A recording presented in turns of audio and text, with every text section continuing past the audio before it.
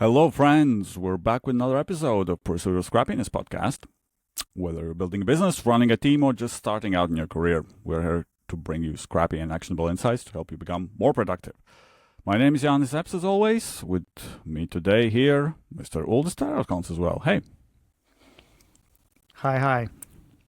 Before we start, quick reminder, follow us on Spotify and Apple Podcasts. Helps more than you know. In exchange to that, you'll find over 170 episodes already, covering all sorts of topics you need to become scrappier and better version of self in life and business. There's plenty to explore. If this is your first episode, almost all are evergreen, so you can listen to them today or in a year or in a week. Plus, by following us, you will be the first one to know when a new episode comes out every Tuesday. Open your Spotify or Apple Podcasts app and click the follow, subscribe button, please. And exciting news, by the way. It's not like we're asking too many things of you, I hope, but we are on YouTube now. Look for Pursuit of Scrappiness on YouTube, and you can also watch the video, full-length episodes, conversations. We know a lot of you like to do that, so we decided to go for it as well. Check us out on YouTube as well. And funny enough, the video is going to be a big topic for today's episode as well. Regardless of your business niche, if you ask around, what's the hot thing in social media? What should I do to get attention from my audience? What's the format that people respond to? The answer you will very likely receive is short form video.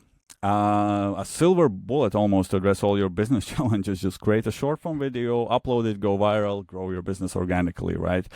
I mean, we all know it sounds better than it works. It needs a bit more effort, and today we are here to unpack, maybe give you some details of how you can start and learn from real professionals. I mean, everyone can film and upload content these days. Creation, distribution, it's virtually free, but you might have really not get the attention you hope for. I mean, our attention overall is limited. Many brands, influencers competing for it, so it's clear that the competition is quite high. Those of you who tried building your business or personal brand, you know that you know very soon you start to ask questions like, how do algorithms work on these platforms?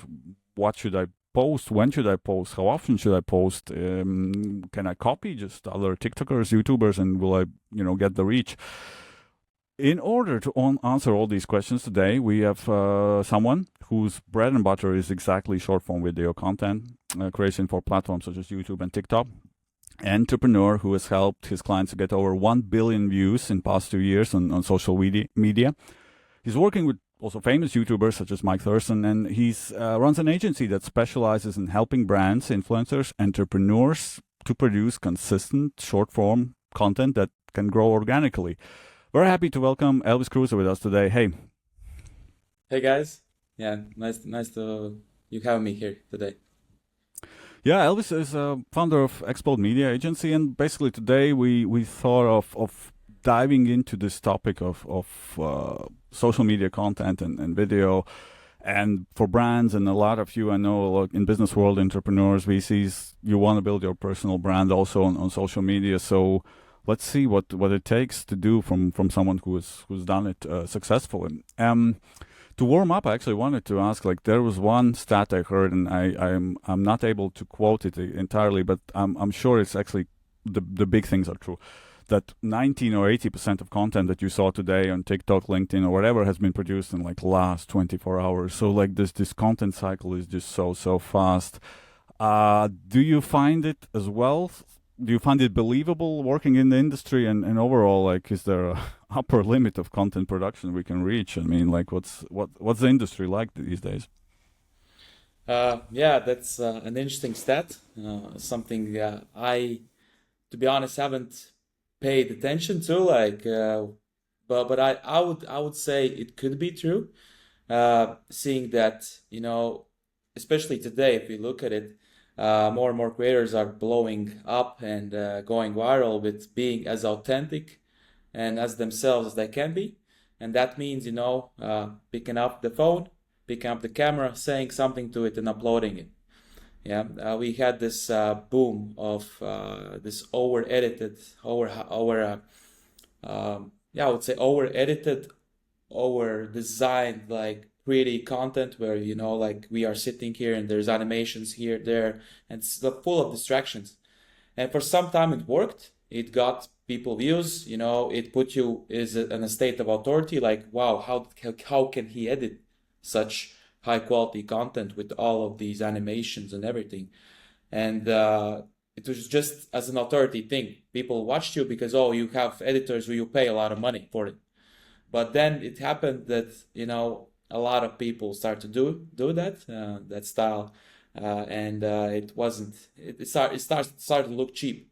And right now, what I see, if the stat is about today, then I see the more and more people, as well as our clients, are moving on to this raw style of the less editing, the better. So the more you can focus on the person and what is his message, then all of these technical distractions, the better. So I would say that could be right. To answer to your next question, where is the limit of posting? I think we have just started to like even open this question. I think there's no limits. I think, and I'm sure of that, we are just starting. It's not the question also for regular people that are opening eyes, but also like people who have made who have been laughing about social media. All the older people, old heads, I would say, are seeing, okay, this is really important part of our business. We need to implement it, because we cannot just run paid ads or use our other marketing sources like organic content is really, I would say, the future, because it's slowly building your brand. Paid advertisement is slowly killing your brand because you're pumping more and more money into it.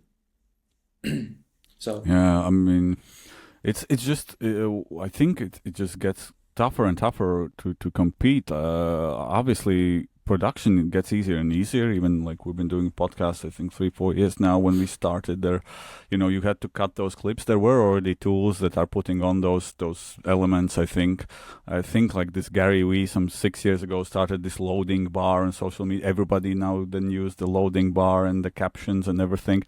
But and then last year with AI, you have tools like Opus, which we have mentioned a few times. They don't pay us, but it's a good tool. I mean, you upload a big long video and it gives you some clips, and this creation kind of becomes easier. But on the other hand, just now now everyone can do it. So the social media must be flooded with 10 times more content maybe than it used to be in a few years ago. Yeah. yeah, As a creator, do you see it as a, how to put it, like a threat, meaning that now everyone can do something, or you see it like that's fine because like good content will always break through and real pros will always outcompete? yeah. That's a great question, and of course, I have many, opinions on it and discussions about it, and yeah, like I don't see, to be honest, I don't see it as a threat. I see more as a tool, because if a person goes in and think, oh, I can be lazy, I can use the artificial intelligence for my content, and think that people on internet and people with the phones in their hand are fools, and they will not see the difference between real creator and artificial intelligence, yeah, and they're just wasting their time. I think as artificial intelligence will get better, the social media apps will get better to noticing like the fake content, I would say, and they will compete each other. Of course, there will be times that will be some loopholes, then artificial content, some kind of new idea or something new will pop off. But soon again, social media like Instagram, other platforms will find a way kind of like to decrease the views on it. The most challenging thing is that it can get so good that for the algorithms it's hard to like see, is that a real person or not. That I think could be a threat, but like I said, I think end of the day will win the person inside in front of a camera, because artificial intelligence will and is replacing a lot of jobs and a lot of roles right now, and it's helping tremendously in our daily life already, and I think it's just going to be all right hand in the next few years. But I think still what was going to be missing, and what we will crave as humans, and right now why the editing style is so raw, and people want to see the raw, people want to see emotions, is that they will want that connection with the real person, and we will somehow notice, is this a real person or this is an artificial intelligence created person. So big question. I have no clear answer to it, but I say the smartest people will use it as in their helping hand, and also the smartest people will, differentiate what is what. So that's my opinion right now. No, it's not just about fakes and what's real and what's not. I think it's the sheer output that you can have. The Giannis mentioned tool. I think it would take me less than an hour to upload, spit out, and schedule like 20 videos on TikTok for the next week or for the next day or so. I think it just underlines how much more important it is to master the art of actually getting noticed, because the capacity, the amounts that can be produced and posted are just now. I mean, the barriers of entry have reduced massively. It doesn't take almost any effort. Yeah, yeah. I mean, it's that part of a question of, for example, you create, unique content. For example, it's a podcast, and you have those short clips that you can distribute automatically, not even checking what part of the podcast is taken out. That is a great tool, yeah.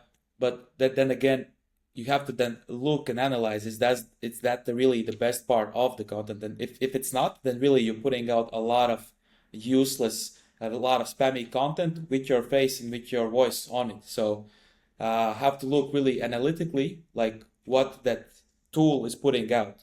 Yeah. So like, we will touch maybe a bit later in the conversation, like what makes a great video. But today, like really the messaging and the value in it is the most important metric and thing. 100%. And we've also kind of experimented and tried, and one learning is like, if you don't put any thought in it, then the outcome will not really be like, it's very unlikely that you'll get anything out of it.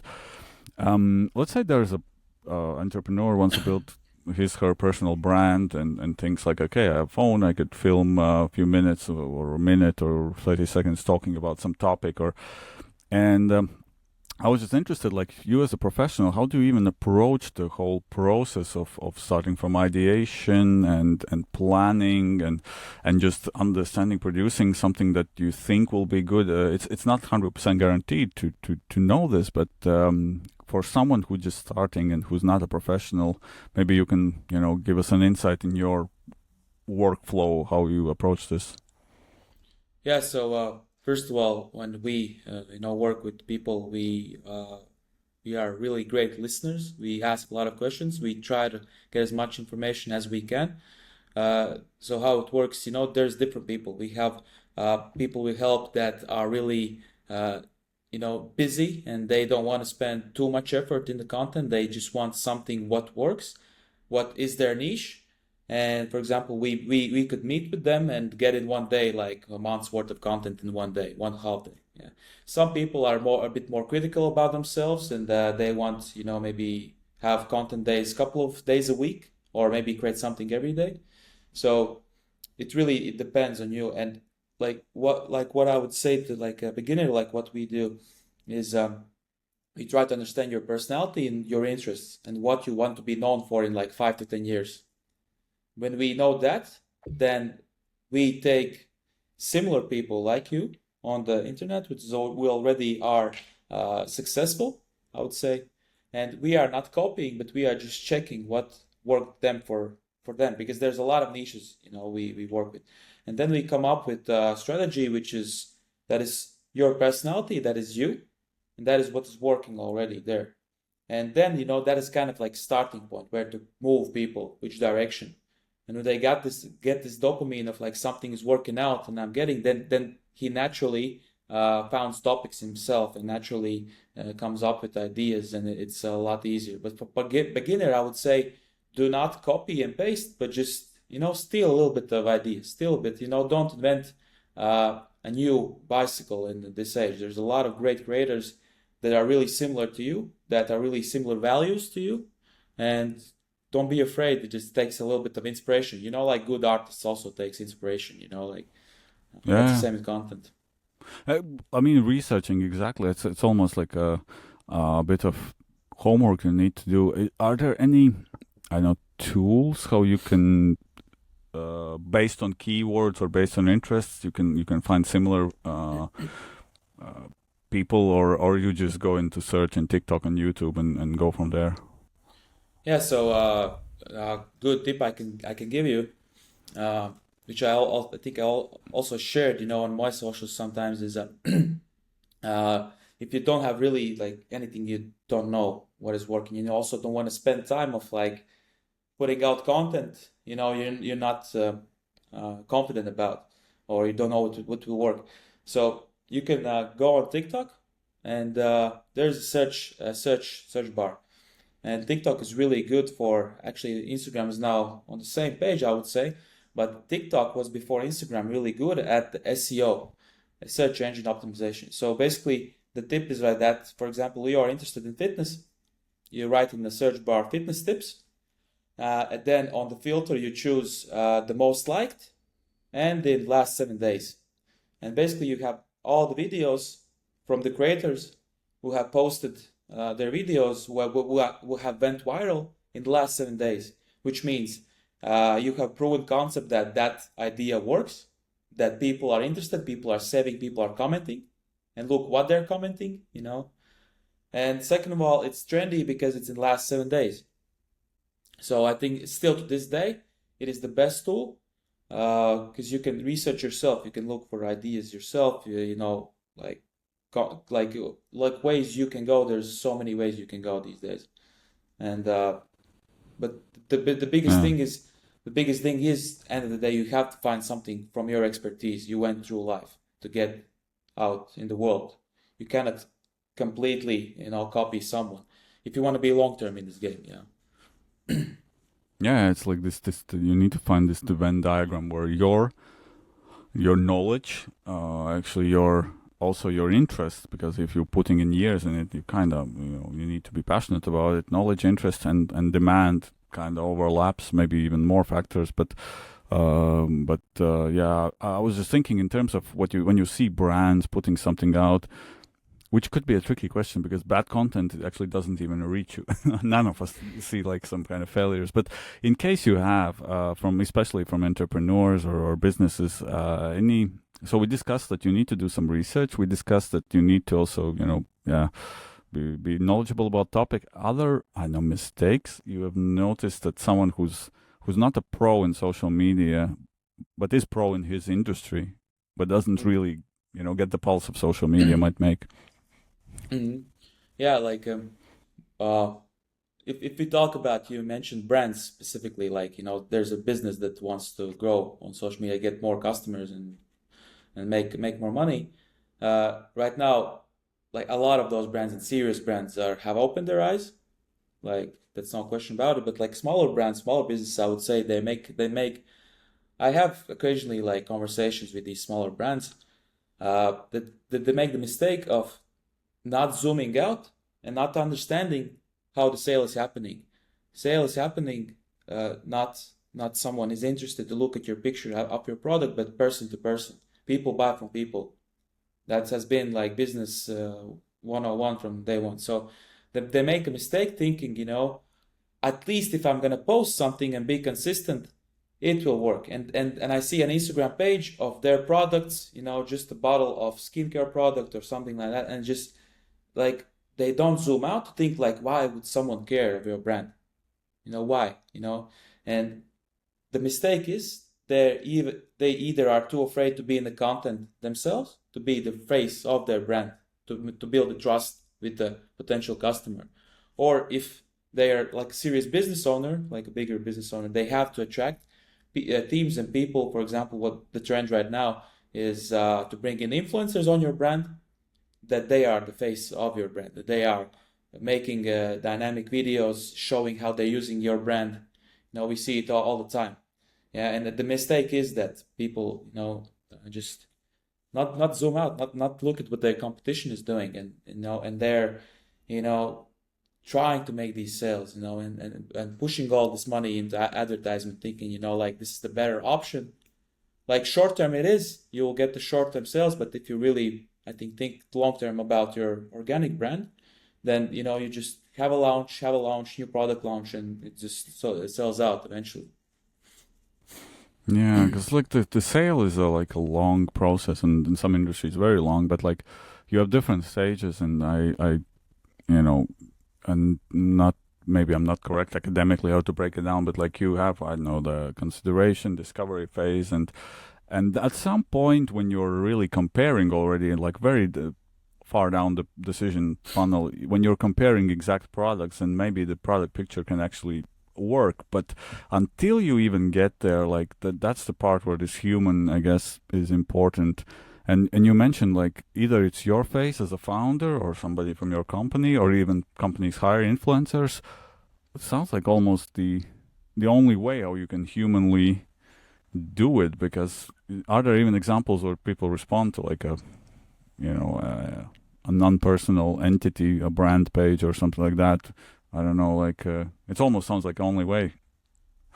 Yeah, like those business owners don't understand that you that people are giving their attention, their time, and which is the most valuable thing.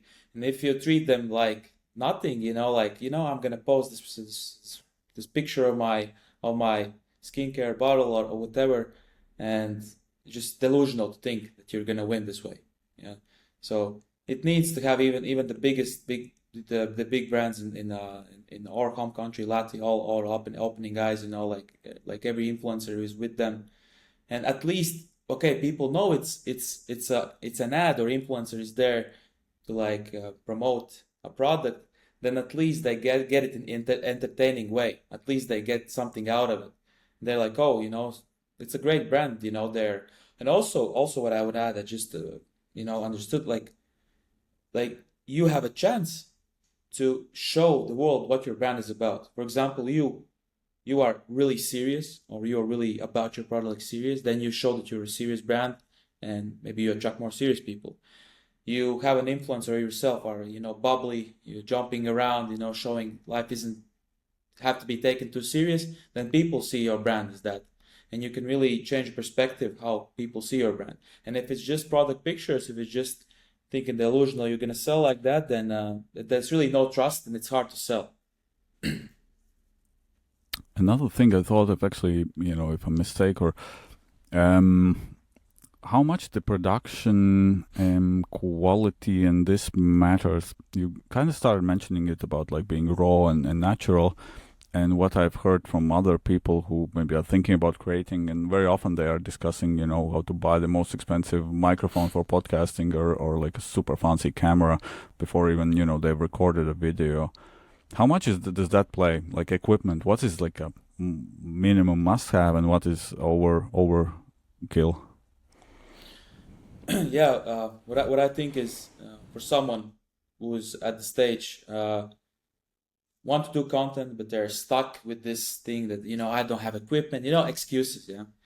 Uh, my personal story was I also did not start creating content because I had like high standards for myself, and I said to myself, when I get the camera, then I will start doing TikToks, short form content.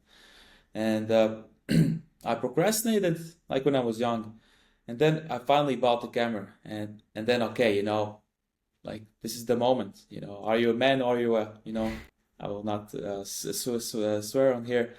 And yeah, and I look back at those videos.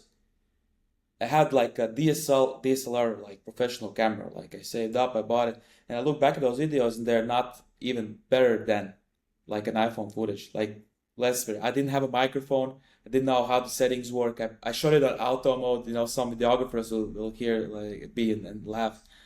Uh, so you really need an iPhone. Really these days, you really need an iPhone. Make sure you are in a space where there's light on your face. Make sure the audio is great. On new iPhones, the audio usually is great, but you can use headphones, or you can use external mic, which is under 100 euros, or you want a bit better quality, a bit above. But really, if you want to start, but the thought that you don't have a camera holds you back, it's just an excuse. A lot of creators, what I mentioned before, all those tips I said, all like like real big chunk of them are still creating content on their iPhones, really. And for people, say, okay, I have an iPhone, but the really old one. So what should I do? Should I buy a camera or should I buy the newest iPhone? Buy the newest iPhone, really. Like cameras are using, okay, we are using cameras in our work. It is the best, it cranks out the best quality because that is our specialization. That's what we do. But if you want just to get out there, newest iPhones have crazy, crazy cameras. They are equipped crazy with crazy cameras and settings and yeah, I will encourage everyone who's listening to this, forget about it, forget about his question, just go in, take your iPhone out and create. Yeah. Yeah, or Galaxy phone. Anyway, new phones. I'm also like, I mean, I like for taking photos, for example, and I bought this camera a few years ago, and I never carry it. I just shoot everything with iPhone because in the end the quality is almost the same, and it's always with you. So I can show one thing actually. It's in my background standing right now. I can just show it's gonna be on YouTube, right? As well. Yep. I can show one thing which has revolutionized a little bit content creation. I will yeah, show you.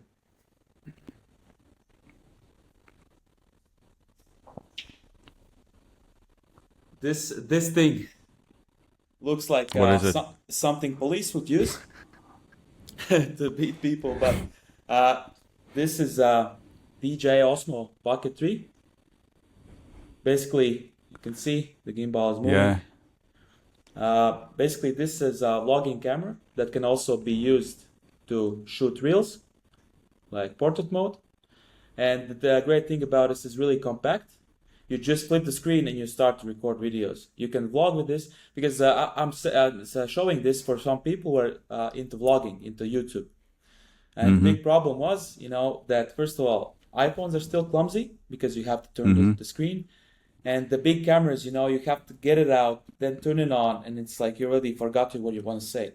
Here, I put it in my pocket. I was on my skiing trip, and I put it on my pocket, flip the screen, and it starts to record. And 4K quality, and yeah, you can put as big memory cards as you want. It's not an ad for DJI. It's just something I just discovered, and a lot of creators like. All of our pro creators, we would have 1 million YouTube subscribers are using this thing right now. And this costs around like 500 euros, something like that, 600. This I would yeah. I suggest.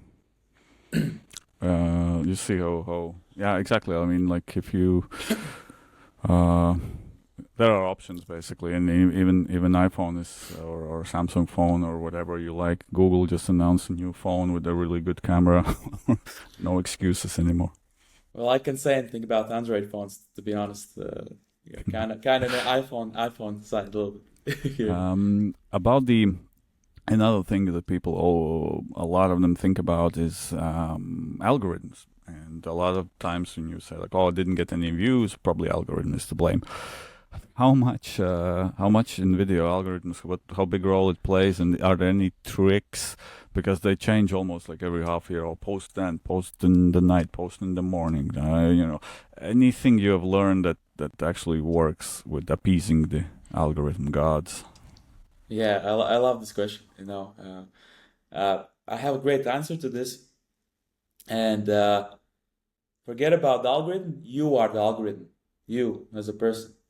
Uh, like I can't tell you because I don't work in Facebook or Instagram or Google. I can tell you like technically what's happening in there because a lot of times in our work it doesn't make sense. Like the algorithms doesn't just make sense. They're like moody, like as a woman can be sometimes. They really push what they want to push, be pushed. But I would say the biggest chance for you to like cheat the algorithm is to understand that you have to provide video you want to see on your feed. Like if like you have to again zoom out and create content you would like to see and you see value in it. Not don't create content just for content creation's sake and think, oh, one day I'll blow up. Every video is a new story. Every video is a new opportunity. So treat it as like that, and be the figure you wanna see on your feed. And with that habit, you will not have to worry about the algorithm because I will say to this, there is not a cure or tip how to cheat it. Of course, there is some technical things, we could talk about hooks, we could talk about how to get people in, but really, you can cheat it. Sometimes, it favors you. Sometimes it tests you. What we notice also for our creators is that we have a good strategy in place. We start to post videos, and for 2 weeks, we have great results. Like we are turning the page over, and then it plummets. And what creator thinks at that moment is, oh, it's not working anymore. We need to change it up, or it's not working anymore. While they're changing it up, they of course stop posting, and they're freezing their account again. And then again, they start to post a new idea, again plummets. And just what we have noticed is that algorithms are testing you if you're going to be a consistent creator, or you're going to be one of those snowflakes which are coming up and showing up and then ghosting you. They kind of see if you're gonna be consistent even if you don't give you reviews, and then they put you back on the horse. So the answer to this is consistency, and just really putting out content you want to be remembered for. And also about people are feeling sad about not getting views. Imagine, okay, one video gets you like 10,000 views or 100K views. Amazing, right? Like dopamine hits and everything. And the next one, I don't know, hits 100 views. But still imagine that what your message, if it was genuine message, full with value, that message was seen by 100 people, real 100 people. Like put 100 people in one room, you will see how big of an impact how big of a reach it had. So really don't be discouraged, be consistent.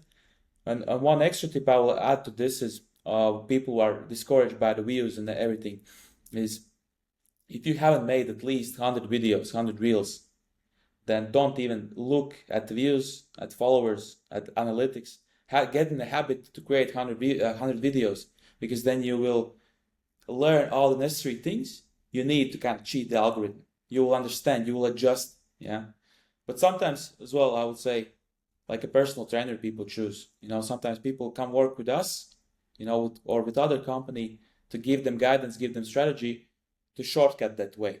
We can give all the tools to shortcut that way to like those views, So, just consistency, man. Yeah, I mean, like that's the thing with, of course, you guys are professionals, and there's just limited insights you can capture in like 40-minute conversation, and I guess a lot of people will experiment and start, and then hopefully some also reach out because it's such a the learning thing is interesting. Like I was also wanted to ask about this. When you build a product, you launch something, you gather data, you iterate, you test. For me, at least, always it seemed like a bit more understandable how to do it. Whatever, if you're selling something online, you have funnel conversions and a lot of data points where you can see, like, you change one element, another element. How do you approach this for videos? Like, how do you even learn? Like you said, for example, views would be great to have a lot of them, but if not, was it the content? Was it the unlucky timing? Was it algorithm? Any kind of tips on how to become better over time? Yeah, great question as well. Like in everything you want to scale or improve, you have to check for data, for analytics, and the same thing is for videos.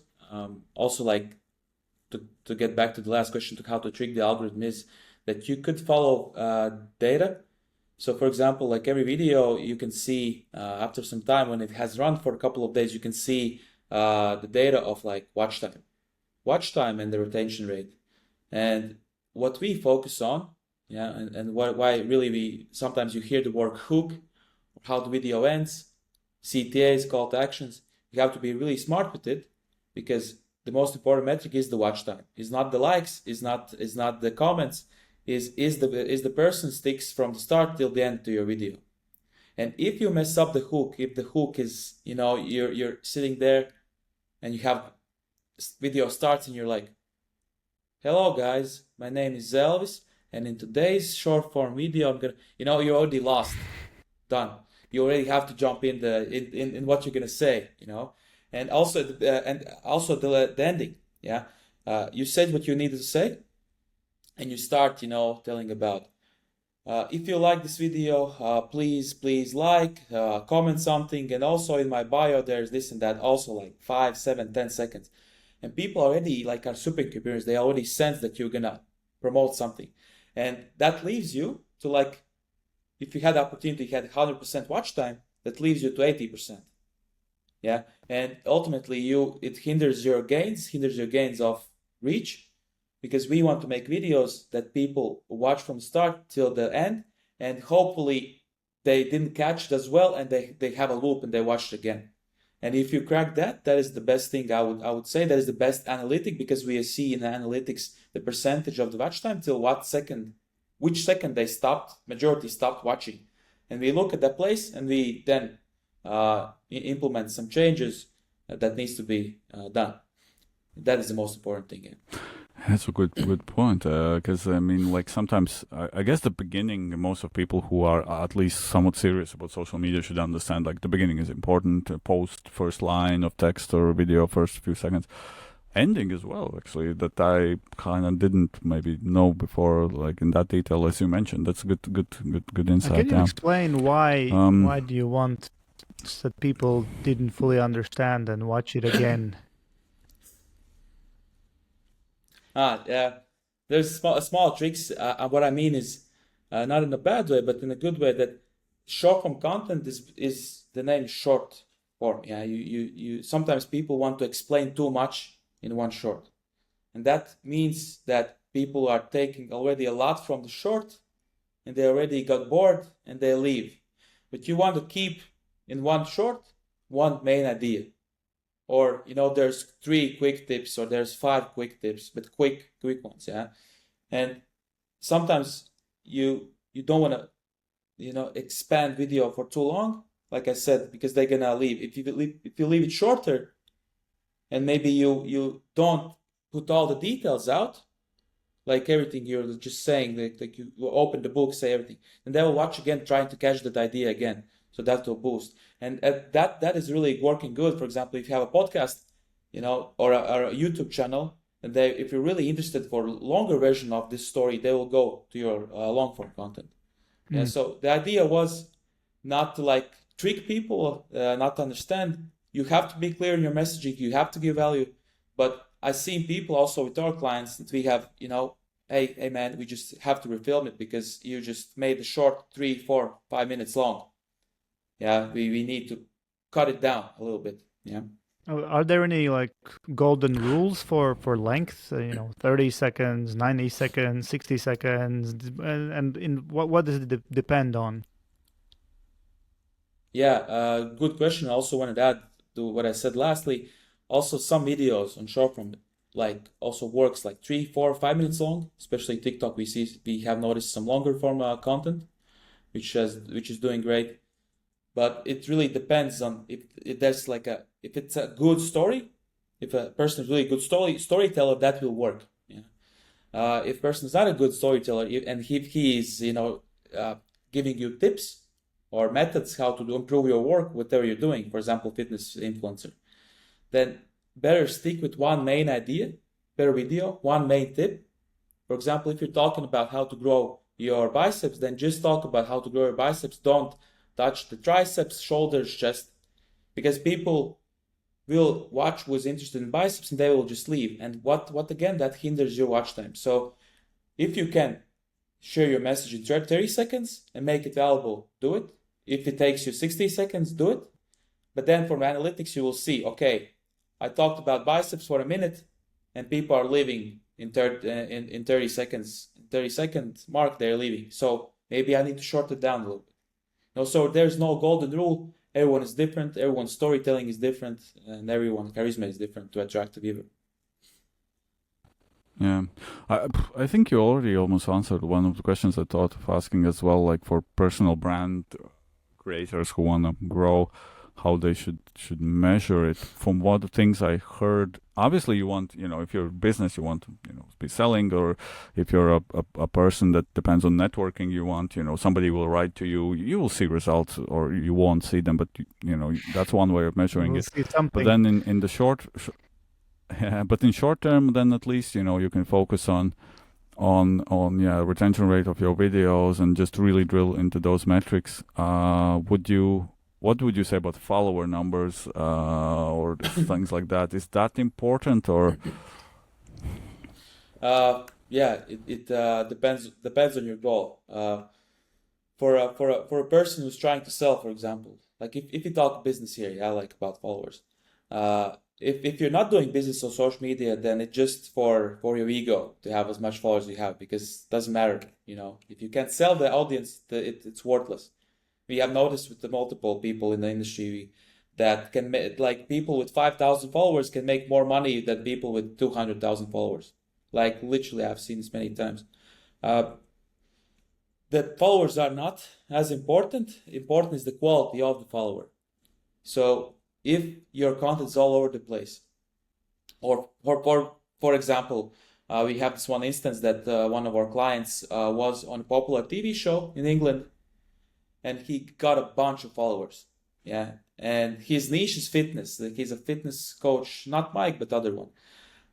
And ultimately, you think, oh, there's all guys, they're gonna buy his programs. No, like he attracted a lot of female audience, a lot of women that liked his looks, and really his 1 million audience is not as valuable as someone who has specifically done content and has 5,000, 10,000 followers, who specifically, for example, helps fitness coaches to make more money online, or someone who shares content creator tips. Then you can create, like a high ticket offer. Who doesn't know high ticket, is like over $1,000, and lower ticket one is like, you sell like programs, or you sell like PDF, something, like under $100, something like that. So if we talk about business, it's really the quality of the followers. And also for some business who are watching and trying to figure out which influencer to hire, is really have to watch engagement.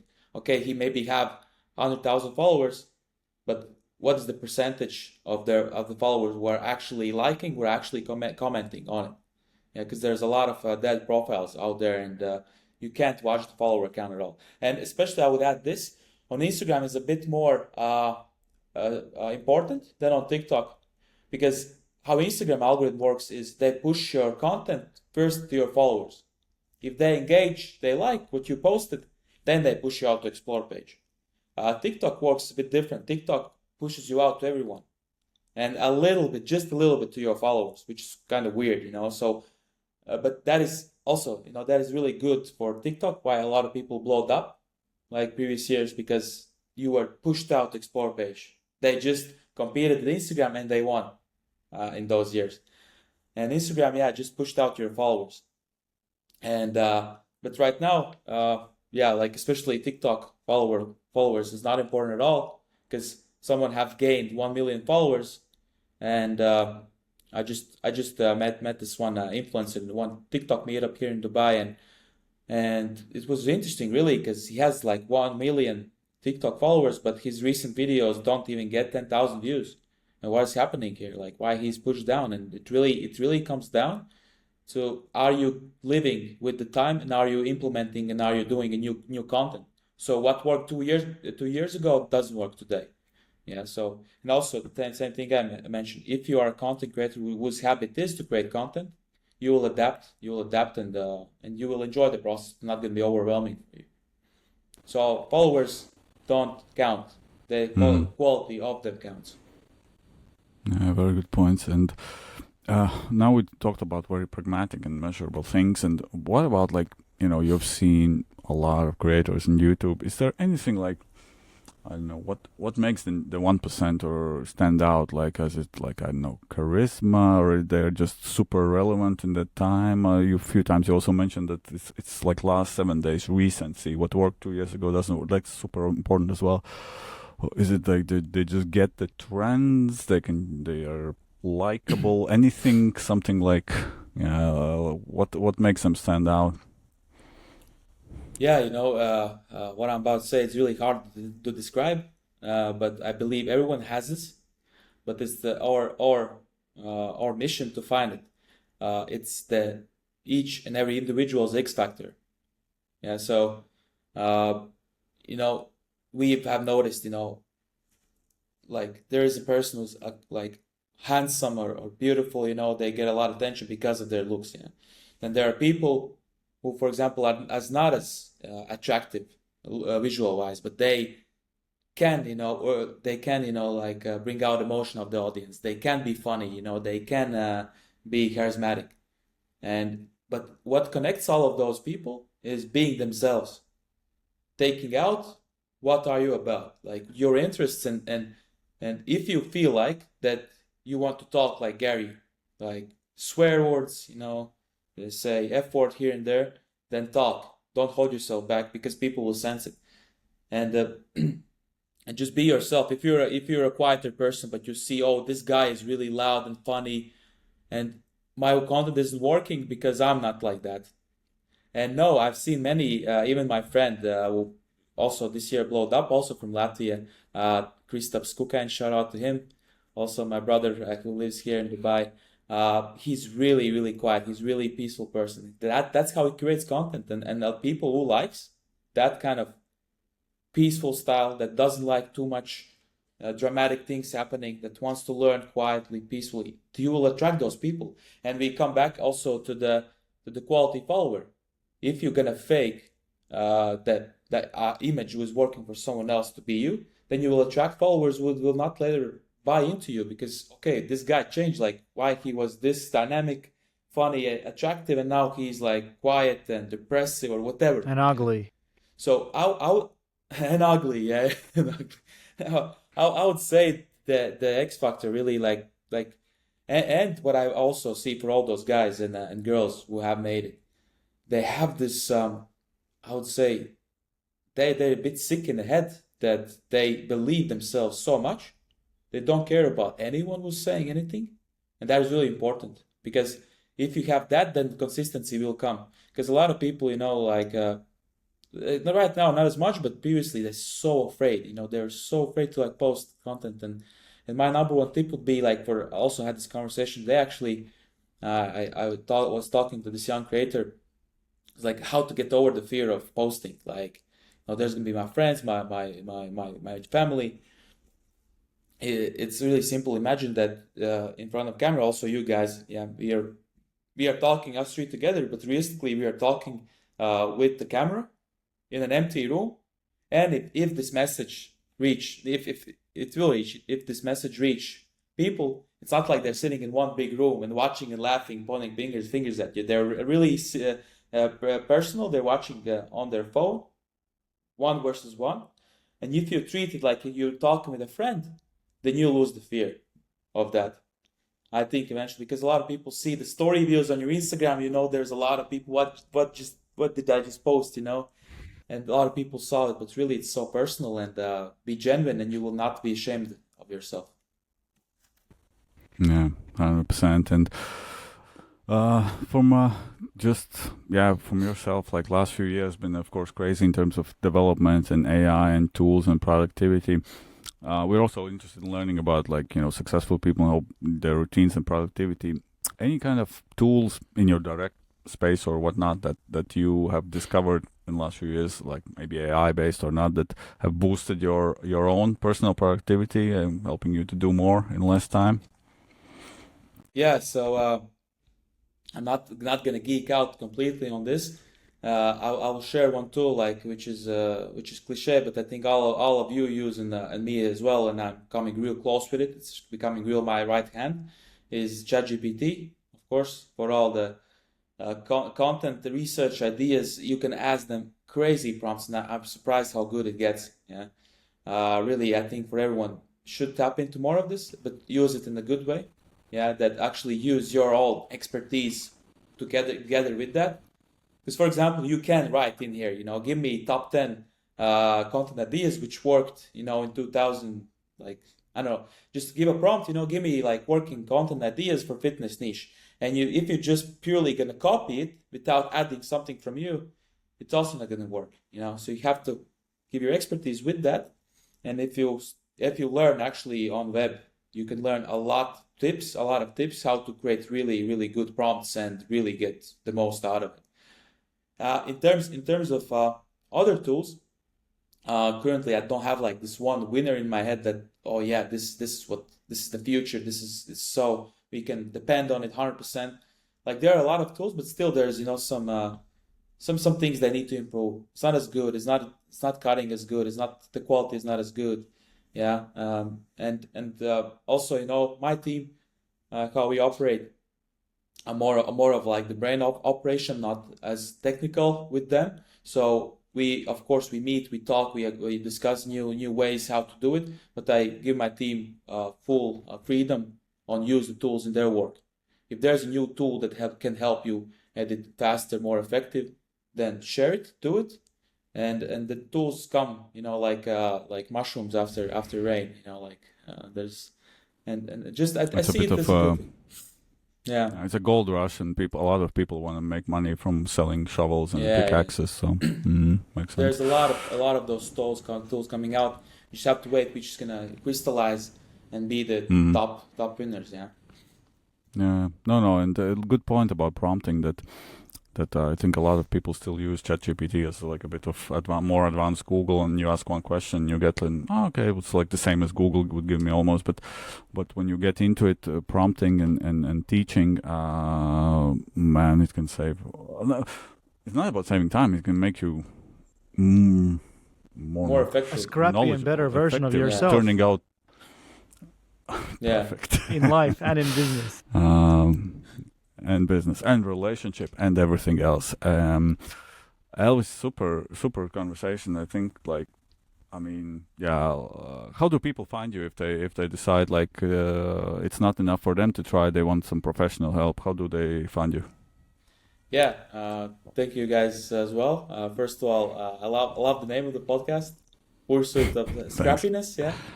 That's Yeah, great. You can find me on all platforms. Really, like there's no other way. Elvis Kruze. Latvians would know Elvis Kruze. Outside of Latvia, Elvis Kruze. Also, my media company, Eksplodemedia. And yeah, That's you also a can good reach out, name. ask me any questions. Eksplodemedia. It's a great Yeah, name. yeah. Yeah. It's just it's what we do in a yeah. good way, not in a. Good. No, nice, and thanks for super insightful conversation. We'll put your link in also show notes. Listeners, thank you for bearing with us with another episode. We hope we rewarded you with content that you can use. Go out, don't be afraid, post. Don't post like a machine, but also learn from it. I think you have more than enough to start, and if not enough, Elvis is there on social media to support your business or your personal ambitions. If you want to grow your ego with million followers, why not?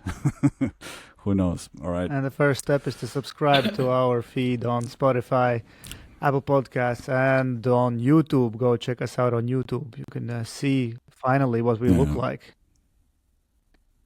Yeah. All right. Thank you, guys. See you next Tuesday. All Bye. right, bye. Ta-